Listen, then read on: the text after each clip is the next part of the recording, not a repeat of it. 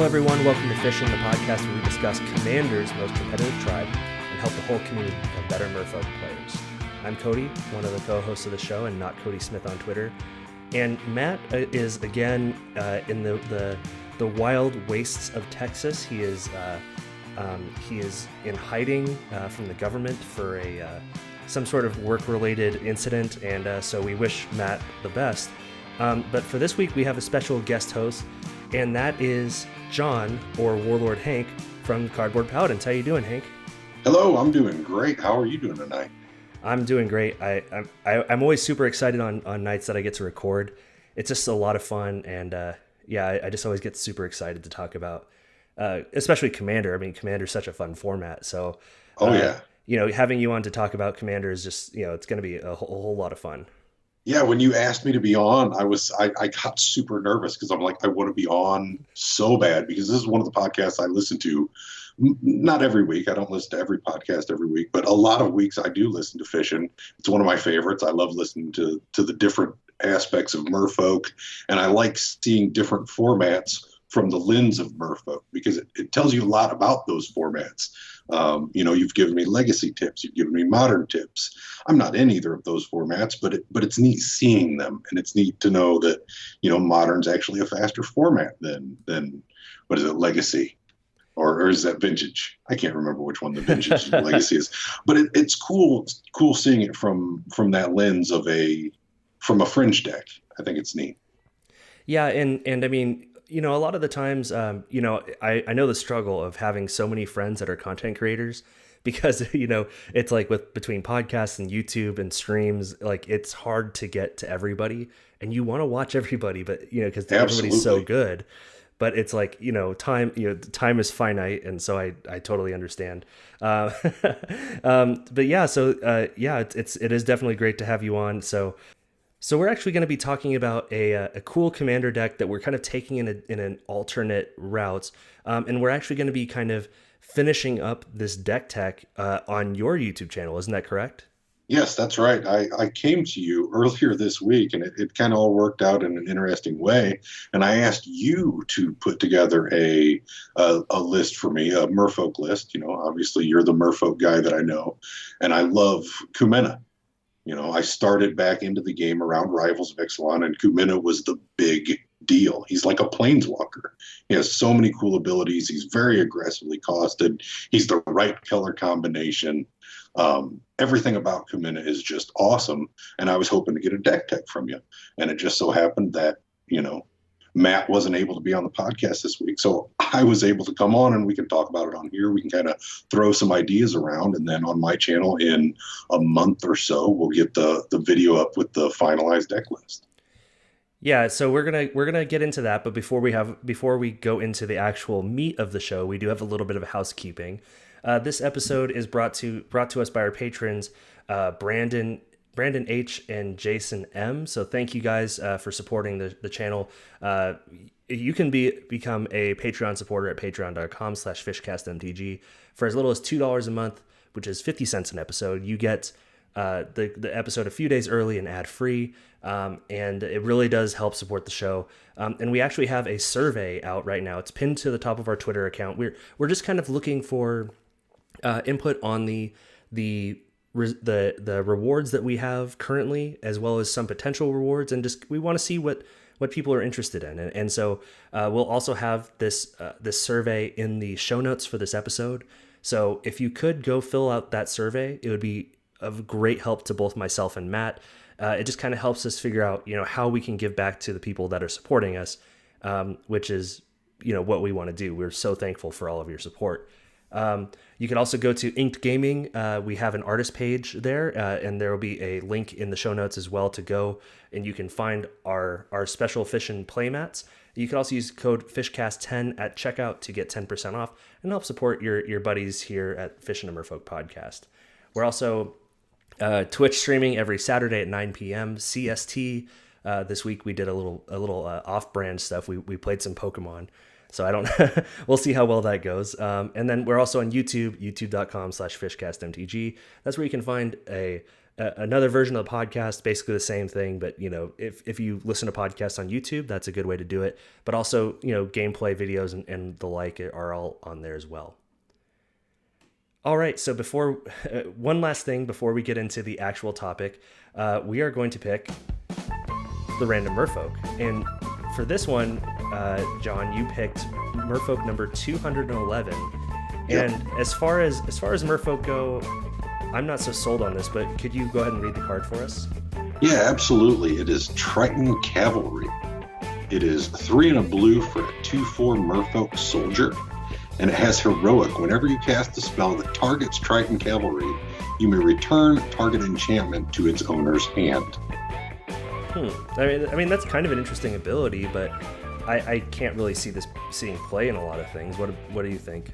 Yeah, it's so fringe. I'm not sure what enchantments you're wanting to be bouncing all the time. Maybe if you could have some enter the battlefield triggers on enchantments, that might be cool. But at 4 mana in a 2/4 body, I can't see it having too many decks that really want it. Yeah, and I mean, even in the context of Commander, like what we're going to be talking about, here in a minute, it costs 4 mana, number one. Then you have to have a spell to target it. So like equipment doesn't work. You have to have like an enchantment or a sorcery or an instant, which, let's be honest, even in a Voltron deck, you're not going to have a lot of those, laying around that you want to put on a 2/4. Right. And even then, it's like, you have I was thinking about it actually for a little bit, and it was like, oh man, you could bounce like a Sphere of Safety and, be able to attack in. But it's like, that is such a narrow, or like a Ghostly Prison or something like that. It's such a narrow, like for so little upside, because they just replay it the next turn. And, I don't know. I can't see this making the list or making the cut in an EDH deck of mine. Yeah, the only line I can see that might be profitable would be if you have just an absolute ton of mana and you're capsizing it every turn just to replay it. And I don't even know why you would do that. And you can only bump enchantments, and don't get me wrong, there's lots of enchantments in Commander, but at a certain point, it's like, if you're getting infinite mana to just like capsize buyback, replay Triton Cavalry, capsize buyback, to just bounce all the enchantments. Yeah, then you would just bounce the enchantments instead. So I don't know. Yeah, you could just be bouncing the enchantments. Yeah. Well, Triton Cavalry, you get to join the ranks of Merfolk that are hot garbage. But yeah, so we're gonna talk a little bit about our Kumena list, and we actually, when we were talking about it, we were like, maybe we should take this in a little bit of a different direction, right, John? Is that kind of what we wanted to do? Yeah, I always look to make commanders interesting. And Kumena, you think you just put out a bunch of merfolks, you make them all bigger, and you swing in with them, and that's kind of just what you do. But as I was playing Kumena, I actually built a Kumena deck for one of my kids. He wanted to build a Merfolk deck. He got a Kopala playmat, so he was super excited about Merfolk. And I found that every time I was playing, I was pretty much winning with commander damage. So that told me some stuff, and I'll let you talk about the idea that you had a little bit. But as soon as you told me this, I was like, yeah, that makes complete sense with this deck. Yeah, so we'll go ahead and read Kumena real quick. Kumena Tyrant of Erazka is 1 green-blue for a legendary creature Merfolk Shaman, and it's a 2/4. Which, I mean, those stats are okay. For a 3-mana creature, that's not too terrible. Kumena actually has 3 abilities, so it's kind of like what is that card that just got banned in Legacy? Oh, Deathrite Shaman. Deathrite Shaman, yeah. So it's just got like a boatload of abilities. The first one is tap an untapped Merfolk you control. Kumena Tyrant of Erazka can't be blocked this turn. So that's just straight up unblockable built into the card, which is where I kind of got my idea from. The second ability is tap 3 untapped Merfolk you control, draw a card, which is great. You just want to draw cards. That's perfectly reasonable. And tap 5 untapped Merfolk you control, put a +1/+1 counter on each Merfolk you control. So now that's kind of where most people take Merfolk. Merfolk are kind of generally seen as a creature deck where you go super wide and use evasion to kind of get through with damage. And especially in Commander, like I have a Tuvasa the Sunlit Commander deck where that's basically it. It's tokens and go wide. But you know what? I was looking at some of the cards and I was like, a lot of these, I know that part of the conceit of Cardboard Paladins is you guys build decks that are kind of around pre-con price, maybe a little bit higher, a little bit lower.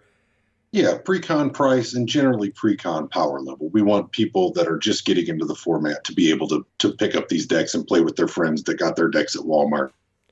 Yeah, and so that's a really good, entry point because Commander you can kind of build up as you go. But so like what I was thinking about was like, man, a lot of these lords are actually kind of expensive.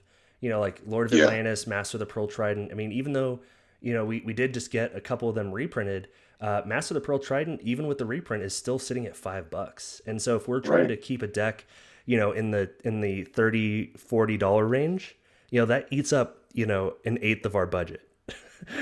Yeah. And so I was like, it would be kind of interesting because to focus on the first ability. And so that's kind of where we came up with this this idea of building a Voltron Kumena deck.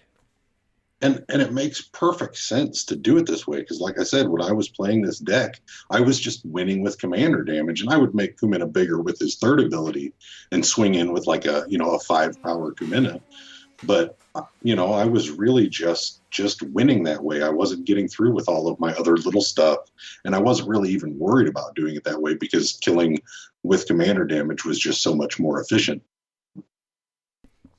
Yeah, and it's kind of interesting, with Merfolk, we have all these lords that kind of lean into going wide, but there are a lot of cards in blue and green that kind of go, oh no, we're stacking up this one creature to be super huge. And especially with blue, we have lots of ways to give it unblockable, which I'm sure we'll go over a few of those things here. And it's just kind of cool to be able to, take when somebody sees you unpack Kumena and put Kumena in the command zone, they're just going to go, oh, this is a Merfolk deck.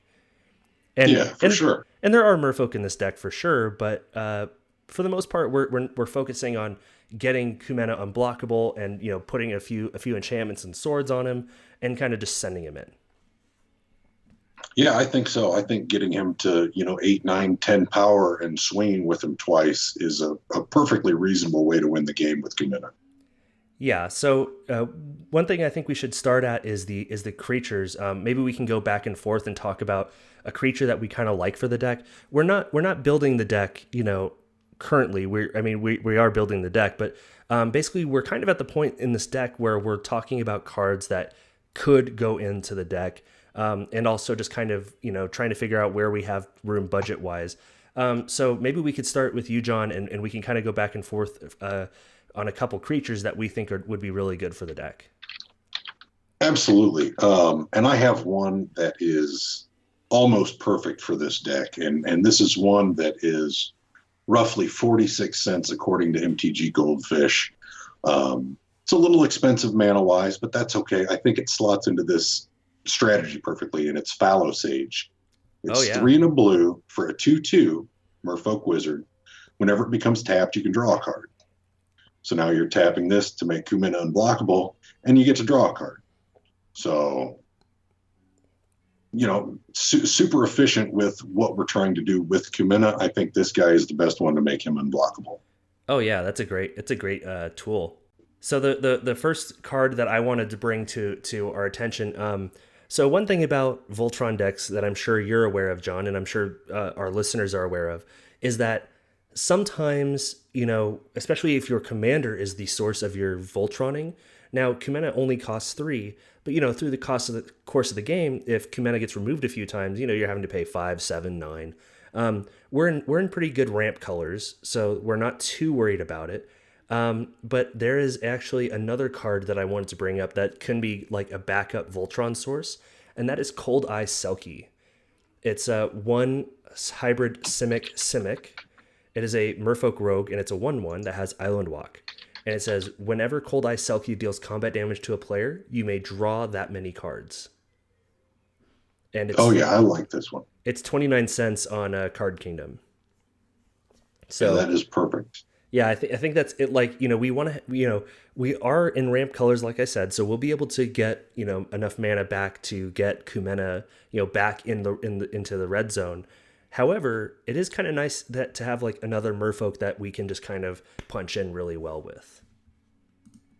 Yeah, that's a super cool one, and this is one of my favorite Merfolk. When I first started building my version of the deck, that was the first card I pulled out. Oh yeah, it's great. What do you have next for us, John? The next one, Enclave Cryptologist. Enclave Cryptologist. It's a 1 blue for a 0/1 Merfolk wizard, and it has the level up ability, and it levels up for 1 and a blue. Levels 1 and 2, it gets tap, draw a card, then discard a card, and then levels 3 plus, it has just tap to draw a card. Awesome. That seems pretty good. So yeah, super cheap. You can get it out turn 1 if you don't have anything else to do with your mana that turn. You just level it up. Oh yeah, totally. So the next creature that I want to discuss is actually not a Merfolk, but we can kind of feel free to move away from Merfolk a tiny bit in this deck. Like we said, we're not going wide with Merfolk here, but this one is Surrak the Hunt Caller. So this is 2 green for a 5/4 legendary creature human warrior, and has an ability called Formidable, and it says at the beginning of each combat on your turn, if creatures you control have total power 8 or greater, so this is just all creatures, and Surrak gives 5 of that himself, target creature you control gains haste until end of turn. So now, Okay. yeah, so in a deck like this, where Kumena is going to get removed, being able to just drop Kumena, and with Surrak and one other creature, we can give Kumena haste. So we can throw a few swords and hammers or whatever onto Kumena and just send it in swinging. Love it. Yeah, that's really good. Any way you can get to swinging with Kumena as fast as possible, I think that's a good strategy to have. And haste in green is kind of hard to come by, so I think that's actually a pretty cool way to kind of get things through. What's next for you on your end, John? This is a new one. This is kind of Kumena's friend in standard right now. One of the best cards, one of the biggest blowout cards in standard for the Merfolk deck, and that's Seafloor Oracle. Ooh. For 2 blue. It's a 2/3 Merfolk wizard. But has the text, whenever a Merfolk you control deals combat damage to a player, draw a card. You can tell I'm just all about drawing cards, and I want to get through this deck as fast as possible. I want to have more cards in hand than anybody else at the table, and I think you can do that with Seafloor Oracle. Oh, yeah. And just being able to, because we're giving our creatures unblockable, that's such a great way to, get some cards, deal that you're going to get in. So, hey, might as well draw some cards. Yeah, absolutely. I think drawing cards is like the best feeling in Magic. Like if you're listening to the show right now and you're shuffling a deck, just set it down and draw the top card. How good did that make you feel? Oh, that is nice. That's ASMR right there. It's just draw and when you're playing green blue, that's all you're doing. That's what these colors are built to do, is to just draw a bunch of cards. And how much does that card cost right now? That card is, I lost it. 49 cents. 49 cents. I think we can spare 49 cents. Yeah, that is good enough to justify the price. So the last creature for my end that we're going to talk about just on this episode is, so I did say that some of the lords are expensive, but I have a lord for you that is not that expensive and I think would be a great addition to the deck. So Merfolk Sovereign is 1 blue for a creature Merfolk, you guessed it, and it's a 2/2. And that's fine. It says other Merfolk creatures you control get +1/+1. Great. Like that's perfectly serviceable. We want to be able to bump up Kumena, and we want to try and get Kumena like to 7 damage, to do the Elder Dragon level of damage. But Merfolk Sovereign has another ability: tap, target Merfolk is unblockable this turn. So it's just another way to give unblockable, and I think it's just such a great a great card for this deck. And Card Kingdom says it is 59 cents. 59 cents. That's pretty good. Yeah, I'm looking at the different printings, and they're pretty much all under $1. Even the foil ones are under $2. So if you want to bling out your deck, that's a fairly cheap one to get. Yeah. So now we've talked about a few of the creatures that, you know, would be good additions to this deck, because, you know, we are wanting to, you know, you need more creatures than just the one. And there's lots of creatures that we could list off. I think, John, you said that you had, I think, something like closer to 100 in your initial list. All right, yeah, I have 96 in my list right now, and that's just kind of a first pass through. I just kind of dumped all the Merfolk I saw into there that looked like they might have a use, and there are just a ton of Merfolk. So. Oh, for sure. So we're talking about a deck that's about getting commander damage through.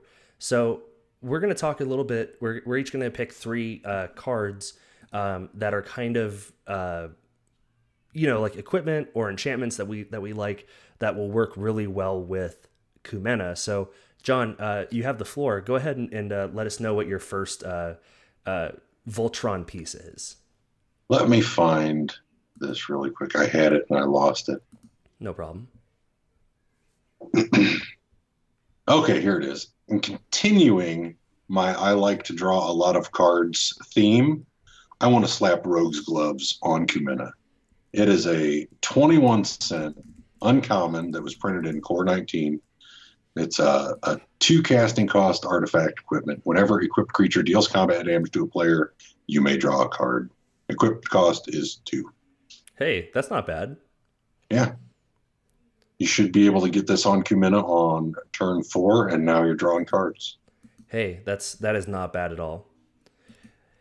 So the first, I'm actually going to cheat a little bit, and I'm gonna have 2 cards share this this slot for me, because they basically do very similar things. So before I introduce these 2 cards, pretty much everyone that plays Modern is fairly aware of a card called Cranial Plating. It's from 5th Dawn.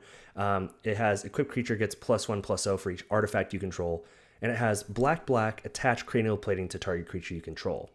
So there are actually 2 equipment from this cycle that I want in this deck, and they're both actually fairly cheap. So the first one is Neriak's Stealth Suit, and it costs 2, and it has equip 1. So that's pretty good. We want cheap equip costs because we're going to be, you know, replaying our commander a lot. We need ways to buff up our commander a lot. Now this doesn't provide a power toughness buff, but what it does is it says equipped creature can't be the target of spells or abilities, but it has an ability on it, which is blue, attach Neriak's Stealth Suit to target creature you control. So basically you can move the stealth, you can attach it at instant speed to help get around, you know, removal. So this can be just like a last ditch, it can be on like a utility creature, like our Merfolk Sovereign or something like that. And then we can just go, when they go, we're going to pat to exile your commander. We just go Neriak's Stealth Suit. No. Yeah. Just move it over. And so my cheat card, that is, the green counterpart for this deck is Horned Helm, and again this has a cost of 2 and equip cost of 1. Equipped creature gets +1/+1 and has trample, but it has green attached Horned Helm to target creature you control. Both of these cards are 25 cents, I believe. Yep, 25 cents. Very nice. Yeah, and with just being able to attach them.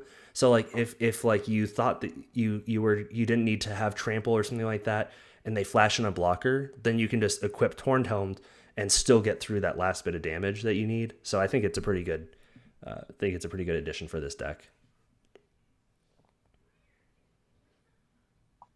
What's next on your list, John? All right, my list. We are going cheap with this one as far as casting cost is concerned, but it can make Kumena very large very quickly. It is Golem Skin Gauntlets. It is a 1 casting cost equipment. It costs about 41 cents. It says equipped creature gets +1/+0 for each equipment attached to it, and it has equip cost of 2. So if you start getting 3, 4 equipments on Kumena, you can get very large very quickly with this. Yeah, that seems like a really good addition. we definitely want to be stacking up damage, and so having these cheap equipment to just kind of go and go on. I think that works pretty well. So for my end, I have an equipment that I think is pretty cool, and I think this only works in decks that have lots of unblockability, like we are going to be having in this deck, and that is an equipment called Inquisitor's Flail. So it costs 2 and equips for 2, and this is from Innistrad. It says if equipped creature would deal combat damage, it deals double that damage instead. If another creature would deal combat damage to equipped creature, it deals double that damage to equipped creature instead. So now this might, and it costs 25 cents again. So this is one of those things where, if we were not able to give Kumena unblockable, then we might have some trouble. But with this, we can kind of, even if we only have, it has like +3 or +4 on attack, then we're dealing 6 damage a turn, but now it's 12 damage. Yeah, that can get out of hand really fast. Yeah, I mean, you can see this being a target pretty quickly, but we'll have to see what goes on with it. Yeah, let them kill this, and we'll still be getting through for 5 or 6 a turn. Yeah, it's still no big deal. What's next on your list for Voltron pieces? Blackblade Reforged. Oh yeah, out of Dominaria. It is a 2 casting cost equipment. Equipped creature gets +1/+1 for each land you control, and you can equip it to a legendary creature for 3. And obviously, you're going to be equipping it to Kumena every time, so its equip cost is always going to be 3. So now I know that with green blue, there's lots of ways to ramp, and there's also lots of ways to draw cards. So we're going to be able to be putting in a lot of lands into play. So this Blackblade could get really scary really quick. Oh yeah, certainly. By turn 5, I mean, you're hoping to give +5/+5. And from what I see, this is looking like $1.50.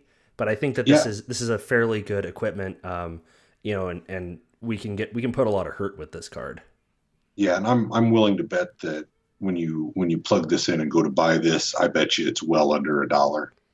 Oh yeah, no, you can definitely shop around for a played version of this card, and I'm sure you could get it for a little bit cheaper than that. All right, so one other card that I really wanted to highlight is a card from Gatecrash, which is the set that I learned how to play Magic in. And so this is actually an enchantment. It's an aura called Alpha Authority, and it's 1 in a green. It says enchant creature. Enchanted creature has hexproof and can't be blocked by more than 1 creature. So this is just kind of a way that, if for some reason we are not able to give unblockable, it at least forces them to only be able to chump. And also just giving it hexproof is just a great way to keep our opponents from removing Kumena. The big thing that we want is we don't want our creature to have shroud, and because we want to be able to be attaching things to our creature. So hexproof is the way to go. Yeah, I agree. As soon as we can give Kumena hexproof, and the more hexproof equipments and auras we have, the better off we're going to be, because then they have to board wipe in order to get rid of Kumena, and there aren't a lot of board wipes. Yeah, I mean, I would say that, in a multiplayer game of Commander, somebody's going to eventually board wipe. So we have to be willing to, look at that. And actually, one of the other honorary mentions that I wanted to put in for kind of board wipe protection are the Umbras, so that can kind of keep Kumena alive for a little bit longer. Oh yeah, I have several Umbras on my list, and I was planning on putting most of them into this deck. Oh yeah, there's some great ones both in blue and green. And especially if you have bought a few of the precons, these have come in a lot of those precons, so you might just have a few of them hanging around. Yeah, absolutely. Every year they print a few, and a lot. I think all of them were just printed in Ultimate Masters, so there should be an influx of them everywhere.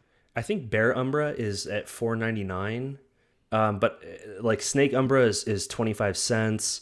Let's see here. There's a Spider Umbra is also a quarter.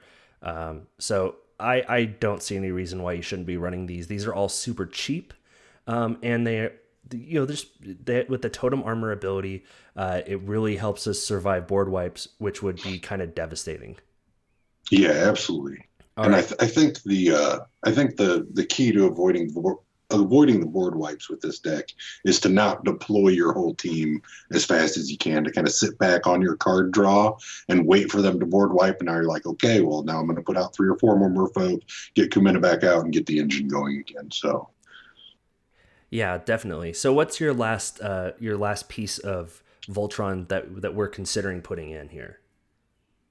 a super simple one. And again, we're going back to card draw. I want to put Curiosity on Kumena. One blue enchant creature. Whenever enchanted creature deals damage to an opponent, you can draw a card. Woo! I don't mind that. You know, the classic. It's 25 cents. It's been printed so many times. You can get them everywhere. The perfect card. Oh yeah, so that's just such a great card. And oh yeah, I just love card. I love drawing cards. It's so good. Yeah, and the art on it's fantastic. It's got Miri going after Korvax. She's getting ready to confront him. If you follow the Weatherlight saga, that was one of the better parts of it. Sweet. All right, so now we're gonna go into like instants and sorceries. Now I know that these kind of have limited applications in Commander, but I think in this deck we can get away with running a few to kind of help punch through that last bit of Commander damage.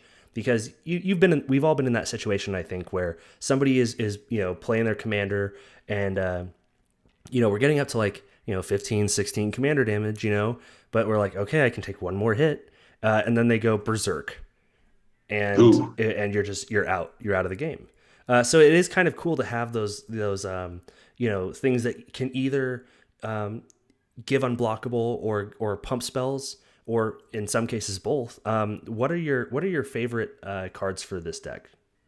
So I was thinking, and going back to the board wipe thing, I think that a good way to avoid the board wipes is to just say no to them. And I think we can have a little bit of permission, maybe 5 to 7 counter spells that just protect us from those things that would absolutely destroy us. We're not countering their creatures. We're not trying to counter anything that, puts us on the clock. We're trying to just counter the things like Wrath of God. We do not want Wrath of God to happen, so we have a negate to deal with that Wrath of God. I think that permission is a good way to go. And, limited, we're not a control deck. We just want to avoid the nasty things. So my number one here is negate. Oh yeah. Negate's so good. And it's 1 in a blue for those that don't know. 1 in a blue, it's an instant counter target non-creature spell. Sweet. And like you said, with board wipes, with spot removal, which are all prevalent in Commander, we need to be able to get rid of those things. So I love it. All right, so I kind of gave the example earlier of Berserk, which is green for an instant, cast Berserk only before the combat damage step. Target creature gets trample and +X+0 until end of turn, where X is its power. And at the beginning of that next end step, destroy that creature if it attacked this turn. But that card is $14.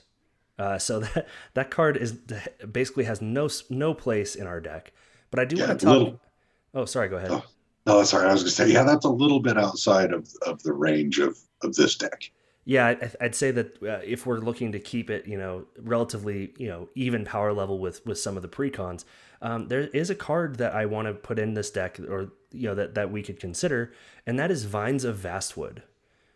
So this card is about $1.30. So I think it kind of slots in fairly well, and that costs green for an instant, but also has kicker for green. So you could pay green, and it says target creature can't be the target of spells or abilities your opponents control this turn. If Vines of Vastwood is kicked, this creature gets +4/+4 until end of turn.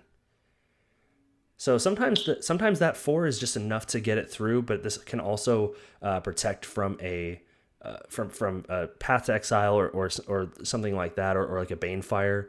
And it is a good way to just kind of get in a little extra damage. Yeah, I like this. It has almost two modes. It can protect your guy, and it can get a little bit more through. Oh yeah. And again, this one I think was around a buck 25.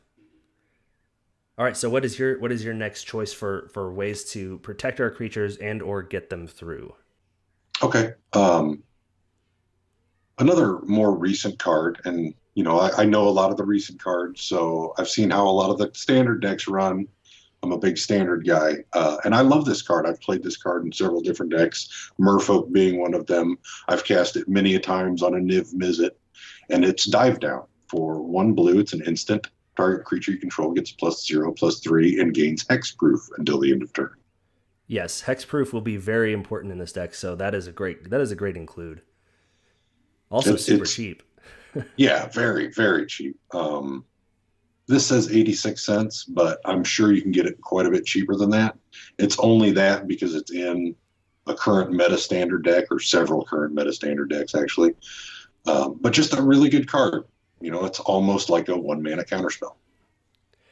Oh yeah, so it is super good. Protects your creature, gives it a little bit of a toughness boost, which can be relevant. So yeah, I'm totally down for this. All right, so the next one that I wanted to do, I want to get a blue card in here because I've been kind of mostly hogging the spotlight with green cards. And the card that I want to pick here is Artful Dodge. And it's a sorcery, but it's blue. It just costs blue. And it says target creature is unblockable this turn, but it has flashback for blue. So that's kind of an easy way to get 2 turns worth of flashback or unblockable. And that's what we need. We need evasion. We need ways to get our creature through. And I think that's a pretty cheap way that we can do it and, not break the bank. Yeah, I like that one. I think that this card has been reprinted several times. It looks like it's around 19 cents, 15 cents. Yeah. We're not breaking the bank with this thing. Yeah. TCG player lightly played 15 cents. Perfect. Yeah.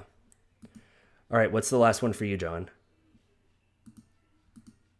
Let me No problem. I'll Let me I'll find stitch it. these together.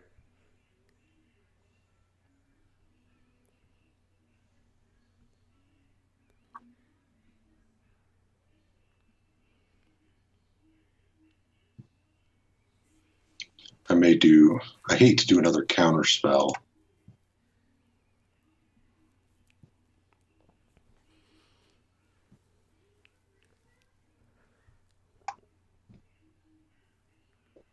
Oh, I know what I'll do. Let me pull it up.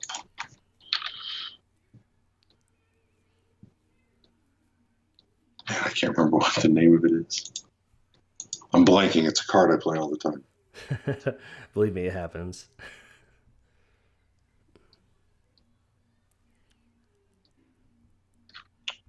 Gosh. It's a kicker spell. It's a bounce spell with kicker that lets you draw a card.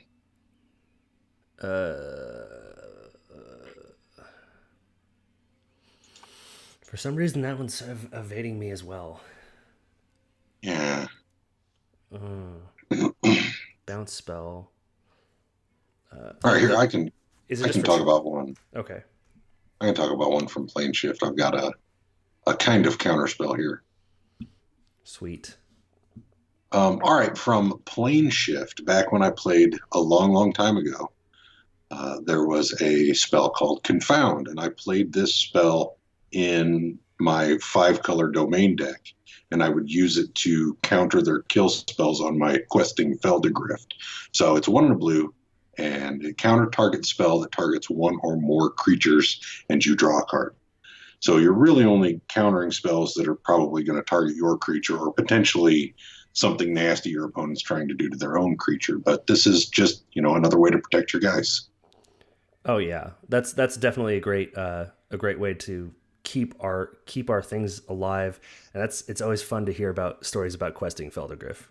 Yeah, right. I never get tired of stories like that. Yeah, that was a very fun deck to play. So the next card that the last card I want to talk about is kind of a way to protect our creature, but also it also is kind of a pump spell, and that is Simic Charm. This has been reprinted a few times, again from my beloved Gatecrash. It says choose one. Target creature gets +3/+3 until end of turn, so pump spell. Or permanents you control gain hexproof until end of turn, or return target creature to its owner's hand. So this has it has a bounce spell, which can kind of get rid of the last piece of last blocker. It has a pump spell, target creature gets +3/+3 until end of turn, but also just giving all permanents you control hexproof is pretty great. So I am all about this card, and again at 79 cents, not too shabby. Yeah, these 3-mode charms are fantastic, and this one especially. All 3 modes on this are great, and you will find a place to cast this card. It's never going to be a dead card in your hand. Oh yeah, for sure. All right, so now we're kind of winding down here, but are there any lands that you think really deserve to be in this deck? Continuing with the unblockable theme, I think Rogue's Passage is a really good inclusion. Reprinted recently in Ultimate Masters. Taps to add a colorless, or for 4 you can tap it and target creature can't be blocked this turn. Just another way to give yourself unblockable and get somebody else through. Oh yeah, I mean that was actually kind of a card that like I immediately thought of when we were building this deck. It does seem like an auto include, and I would be it's so cheap too.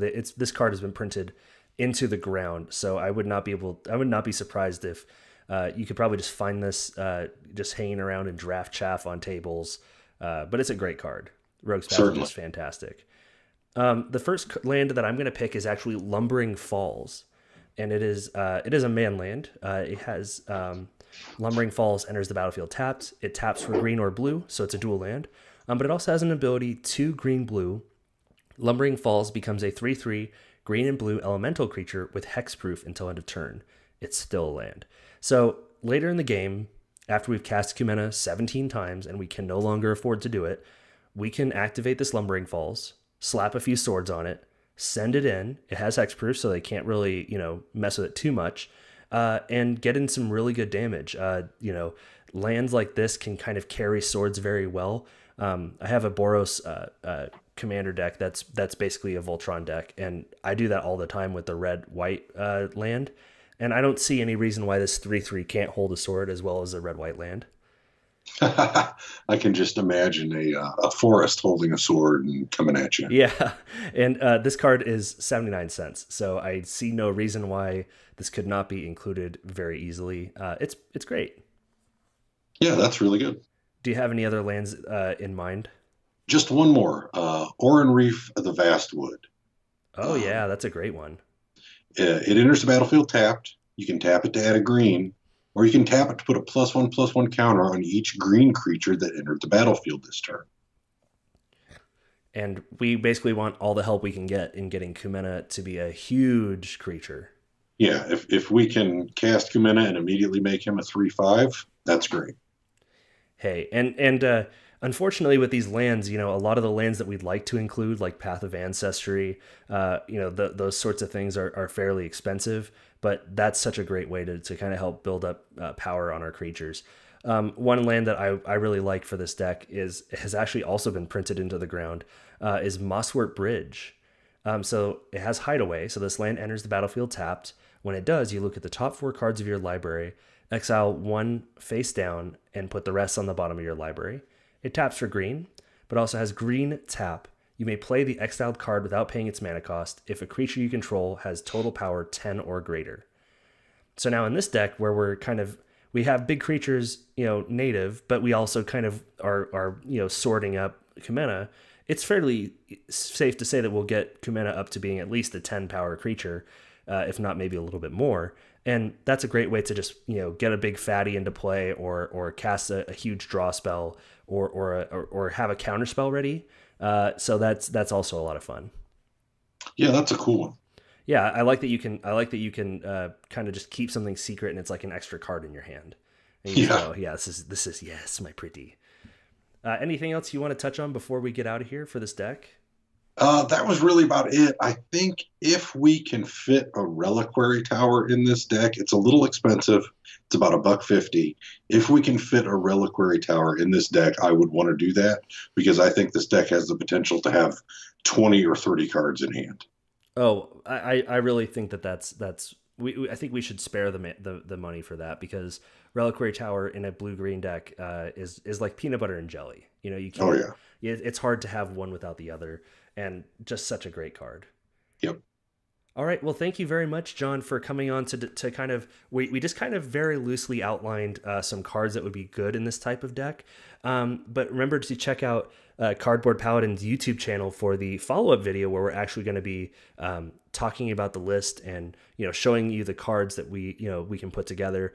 So John, can you give us a rundown of where we can find you and tell us a little bit more about Cardboard Paladins if you'd like to? Yeah, absolutely. You can find me on Twitter. My username's Warlord Hank. On YouTube, obviously Cardboard Paladins. Our channel it's me and my son. I do most of the content. He is the pretty face of the channel that attracts everyone to it, and then I, get the meat of it out there. But we do arena videos and we do EDH, cheap EDH decks. Our goal is kind of to bridge arena with kitchen table EDH. We want people that play arena to find our channel and then be able to get into cardboard and have a cheap way to do that. And we want people that are into EDH to come to our channel to figure out what's going on in arena. We're kind of trying to bridge the gap there, and I think it's a good place to be. Oh yeah, no, it's a very like you kind of when you're building a content creation, like a thesis for what you want to do, you kind of have to find like a unique way to do it, and I think you really have. That's a really cool idea. Well, thank you. So actually, one other thing I did want to say about you, John, is John actually has a sub 1K MTG playlist on YouTube. Basically, it's a list of a lot of content creators. Obviously, not everybody, but as pretty much as many as you can get. You get a lot in there. And so every week, John puts together a list of all these MTG creators that are under 1K to kind of help pump them up, because that's the magical number that you can get. You can start making some money off of your YouTube endeavors. And also you have a running kind of tally of streamers. So like a Google Calendar where people can see what time their favorite streamers are going live. Yeah, I've actually cut the sub 1K MTG playlist down to once a month. It was getting to be too much for me to do every week. It was taking 3 or 4 hours each week because I have a list of 100 creators, and it gets bigger every single week. Oh yeah. So we've cut that down to once a month, and I try to get it out right around the first of the month. The last one I put out Friday, and it makes it a little bigger, and I can put a little bit better video quality on there because a lot of people put out 5 or 6 videos, but they have that one that's really super cool. So we can kind of curate it a little bit better that way. And the schedule I'm putting out is just in a Google Calendar. I keep track of when everybody's streaming, and I just kind of put out an image of that every week on my Twitter feed. So generally Monday morning or Sunday evening, you can find that and see what's coming up and who's streaming. Yeah, and can you tell us where we can find you on Twitter or all your social media, I guess? Twitter is Warlord Hank. YouTube's Cardboard Paladins. If you want to find me we do have a Cardboard Paladins Facebook page, and that's just Cardboard Paladins. Or if you want to friend me in real life on my real Facebook page, it's just John Steffen. All right. Yeah. And so go find that YouTube channel. It's a lot of fun to watch. And especially your Have Deck Will Travel series, I think is a lot of fun. And yeah, we'll see what we can do with this deck and really kind of flesh it out and make it a fun list. And I may actually put this together. It seems like a really cool idea. Yeah, I'm looking forward to getting this deck out with you, and I'm going to build it myself as well. maybe we can have a versus match where we play our versions of the deck, because obviously you when you're building a deck, you kind of go like, oh well, I have this laying around, I have this I have a sort of feast and famine, so of course that's going in there. But when you're building a deck, you kind of make concessions like, oh, well, I don't have this, but this is close enough, and so it would be kind of cool to maybe play you on Magic Online or something like that in the future. Yeah, there you go. So remember, you can reach out and talk to us on Twitter, Instagram, and Facebook is at fishcastmtg. My personal Twitter is at @NotCodySmith, and Matt, God bless him, he's out. Like I said, he's in the wastes of Texas. Hopefully he's staying warm out there. He is Matthew Caudill8 on Twitter. If you have a longer form question, feel free to email us at fishcastmtg@gmail.com. Our cover art was made by Tessa and Hunter Pruitt, and our logo and stream art was done by @Ishton on Twitter. If you like what we're doing here, please rate and subscribe in the Apple or Google Play podcast app stores, as well as find us on Patreon at patreon.com/fishcastmtg. Thank you very much for your time, and we will see you all next week.